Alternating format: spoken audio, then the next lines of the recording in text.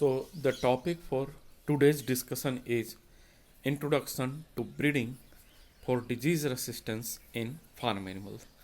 So, in this topic, we will cover what is disease resistance, actually, what is disease, what is resistance, what are the other related terms, and what are the genetic basis for disease resistance in farm animals. So, first we will start with what are the current situation which is prevailing in the world or in our country. So, today we are suffering from loss of production due to the prevalence of disease. There will be increased mortality and there will be decreased growth rate because there is certain disease. Then because of disease there will be increased cost of treatment and higher culling rate. And the animal management is labor intensive, so whenever there is any occurrence of disease there will be increased cost of labor because of the treatment that we have to do and we have to cull the animals. And above all, since last 40 years there is no introduction of new class of antibiotics. That means what are the existing antibiotics are there, only that we have to use. And if animal is developing resistance against these antibiotics, we don't have any other options because last 40 years there is no new antibiotic class has been introduced. Then looking into this current situation, now we should know few terms. So what is disease? We already know, might have already studied in many other subjects what is disease. So disease is a pathological condition, and this pathological condition may arise due to the infection or maybe due to the genetic defect. In genetic defect you have already learned in last unit like color blindness, hemophilia, etc. Or disease may also be arise due to environmental stress like diabetes or many other diseases. So this was the definition of disease. Then what is resistance? Actually, the resistance is an ecological consideration of the interaction. This is actually interaction between the host and the pathogen species. When host and pathogen interact, they will develop certain kind of communication, and that communication may be manifested in the form of resistance. So ability of host to exert control, ability of host to exert control. In normal circumstances, pathogen will control the host body, whereas in case of resistance, resistance is the ability of host to exert control over the pathogen life cycle up to certain degree. So up to certain degree, and that degree will tell how much resistance a host is having. So this is ability of host to exert control over the pathogen life cycle. Then the related term is tolerance. What is tolerance? So tolerance is the net impact on performance, at a given level of infection. So here you can, in this graph you can see on the x-axis there is level of infection, on y-axis we are having performance of particular animal. So as the level of infection increases, there will be decrease in the performance of animal. So at certain point there will be certain level of infection and there will be certain performance of the animal. So this will be represented by the regression of performance on pathogen load. So host having greater tolerance maintains high level of fitness. So tolerance is also important because the tolerance will tell even in spite of certain infection, animal is still producing certain amount of still performing certain up to certain extent. So there will be decrease in performance, but animal will still perform. So another related term is resilience. The resilience is ability to continue a normal production. So the difference is that it is ability to produce a normal production life for an animal which has been infected. So in tolerance there will be reduction in the performance, what in resilience it is ability of an animal to continue a normal production life even it has been infected. When all animals are infected, resilience become a useful concept. So this is also a very good concept. If in a herd all the animals are infected, then resilience will be a good indicator of the certain kind of resistance that animal is possessing. So now after getting introduced with these terms, now why we need to select or breed for resistance. So breeding for resistance or tolerance, so we should know okay, why we should breed with for resistance or tolerance. So enhance animal health but have potentially different effect on the prevalence of infection. So breeding for resistance or tolerance, when we are doing, animal will be having enhanced health but have both these resistance and tolerance will have different effect on the prevalence of infection. So breeding for tolerance would not necessarily affect the pathogen. So I have already told you that tolerance means ability of an animal to produce even after getting certain level of infection. So breeding for tolerance, it won't affect in any way to the pathogen, whereas breeding for resistance would reduce disease. So breeding for resistance would reduce disease transmission, possibly by imposing selection pressure upon the pathogen. So resistance means that a particular animal will not allow a certain pathogen to enter his body, or even it is entering his body, it won't exert any kind of pathogenic effect. So in that way, pathogen will not be causing any harm to animal, and the cycle of pathogen will be broken. So it will impose a selection pressure against the pathogen. Therefore, breeding animals tolerant to a disease would be disadvantageous. So that is why breeding for resistance will be advantageous, and for breeding for tolerance will be disadvantageous when our aim is to reduce the transmission of infection. So if we want to reduce the transmission of infection, we have to find animals who are resistant to that particular infectious agent. Then, what are the hereditary architecture of host resistance? So, host resistance of certain pathogen or disease mainly manifests through variability in the host immune response to infection. So, we know that our body defense mechanism is controlled by immune response, immune system. So, the different level of resistance exhibited by different host depends on the variability in the host immune response.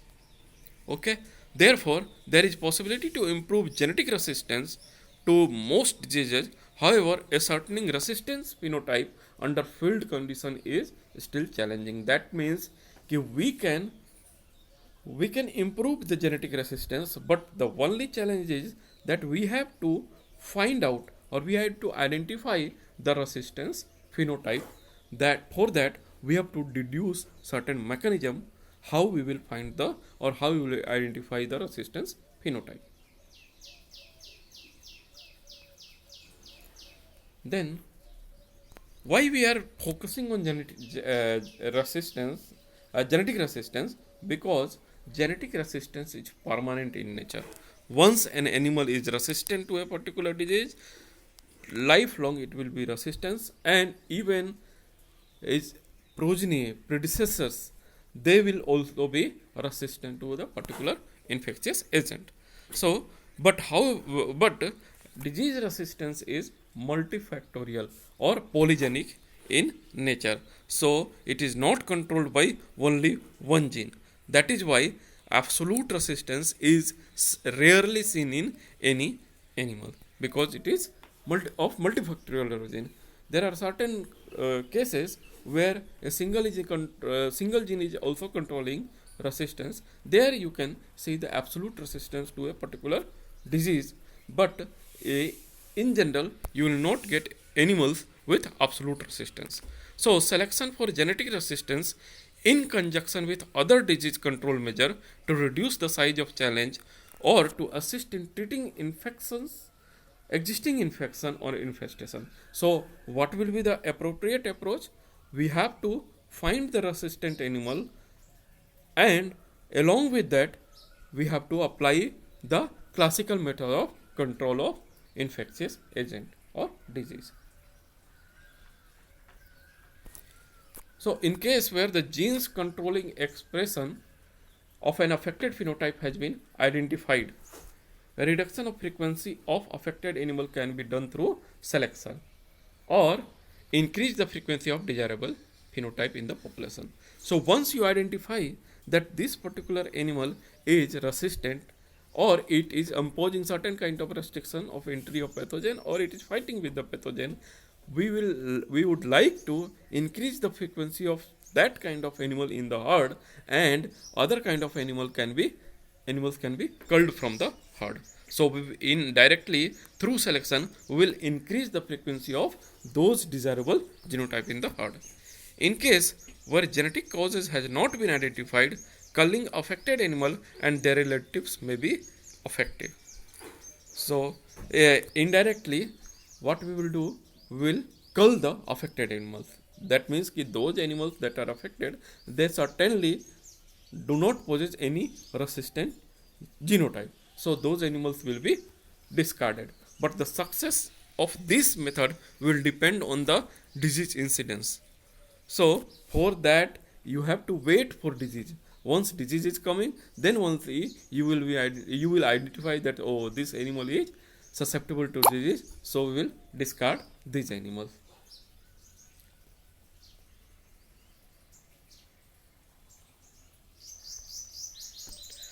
Now, so what will be the appropriate selection strategy or the breeding strategy?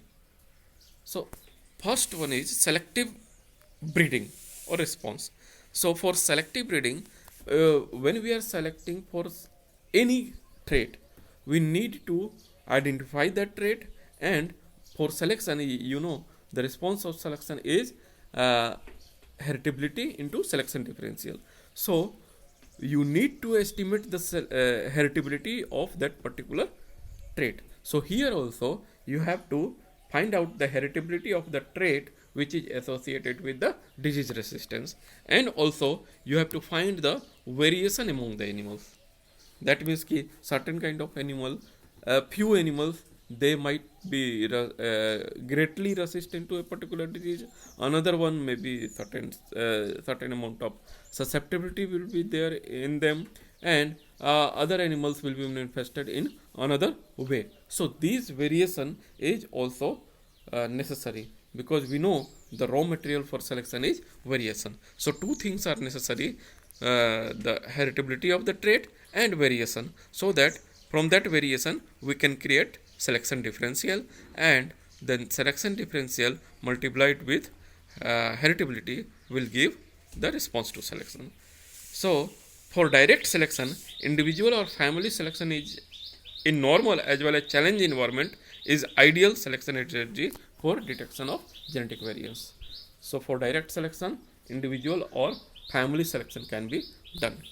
So just identify those animals who are resistant to disease and we will select those animals, or we can select we can find out the mean of the family, and those family will be selected which are having higher phenotypic value or phenotypic value, that means phenotypic value of resistance. So this is the simplest method, and it has been applied in Marek's disease and Newcastle disease in case of poultry. However, this classical selection approach incurs high cost, large infrastructure as well as time, because we need to estimate the heritability, we need to estimate the variation. For that you need large recording of data and large infrastructure as well as time. So we have to find certain other way. So there will be identification of certain marker for disease resistance, so that these recordings and all the time may be reduced. So finding direct marker for disease resistance is tough, and thereby alternate way is to find the marker of non that are non-pathological marker, easy to detect, and which are associated with the disease. So such markers are observable or phenotypic markers, genetic markers, or markers we can create by transgenesis. So we'll see the first two markers. So phenotypic markers are the skin, hair, mucous membrane, secretion like tears, urine, ruminal content, saliva, mucus, skin secretions, etc. So these are the phenotypic markers. You might have heard that certain kind of certain thick skin cattle, it is resistant to tick infection, or particular color of animal is resistant to particular disease.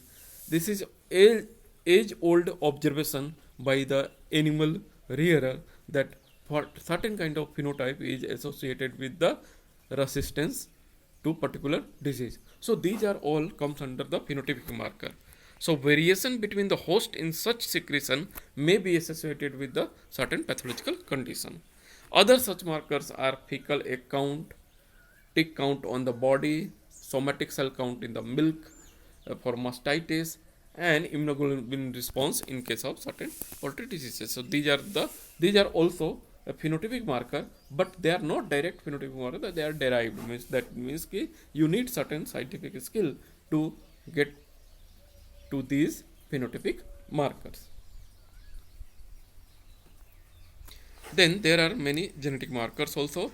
So the genetic markers are at the level of gene or genome. So sequencing of genomes has led to discovery of several genetic markers and even genes related to immune system. Immune responsiveness would be an usual indicator for disease resistance. So you need to explore the immune responsive genes that are the indicator of disease resistance. So various genetic markers are there: the microsatellite, SSCP, RFLP, RAPD. That you need to know the name of these markers. These markers have been utilized to select animals for resistance against specific infectious disease. The resistant animals are selected based on the marker alleles linked to that particular trait. So these are the markers which are having expression different in the animals with different resistance level. So these markers, these are the genetic markers which are associated with the disease. So we need to look for these markers for selection against the disease resistance. So breeding for resistance to infectious disease. The disease resistance, we are detecting variance in the speed of epidemic development among the group, require huge data and replicate epidemics for computation. So what we need first of all, we need to identify the animals which are resistant to a particular disease. So this can be done in 2-3 ways. The first way is to infect all the animals, and see which animal has not incurred disease, and that animal will be resistant to a particular disease. But this is not an appropriate method, because infecting all the animals with certain kind of disease is not ethical. So this is not a suitable method. Another method is that there will be natural infection, and then in that natural infection we identify the animals which have not incurred the disease.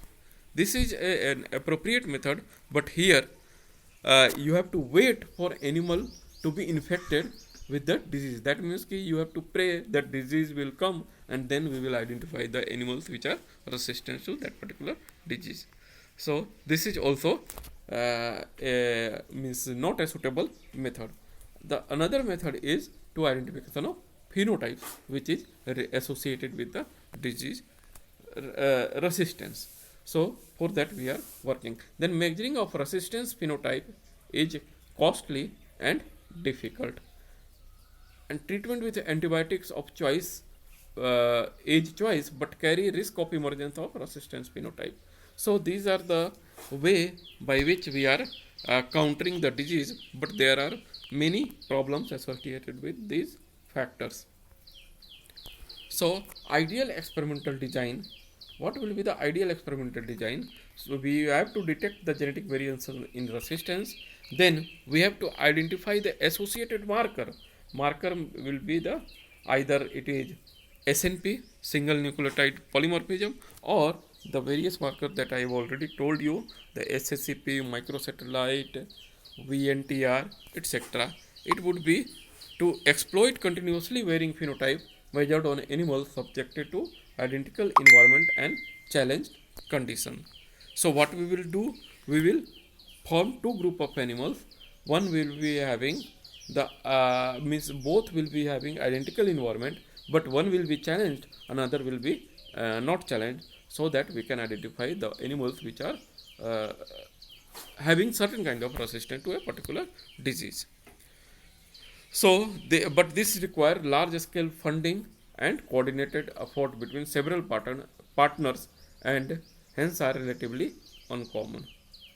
Because of large cost involved, it is very difficult to get certain kind of experiment done. So, in conclusion, we can say that selection for disease resistance or tolerance is required. What it will require? It will require the estimation of genetic parameters like heritability, reptability, etc. And you need to have a large pedigree records. But till now our focus was mainly on milk production, and we were not focusing on the disease resistance aspect. So we have to create in coming days these kind of records in our farm. Then recording disease incidence in the progeny, selecting parent having less incidence in their progeny. So we have to record the incidence of disease in the progeny of selected parent, so that we can confirm that, oh, this particular animal is having certain disease resistance gene. Then analysis of available genetic variation to get the heritability estimates for a set of immune function related traits essential for resistance to disease. So we have to identify the available genetic variation.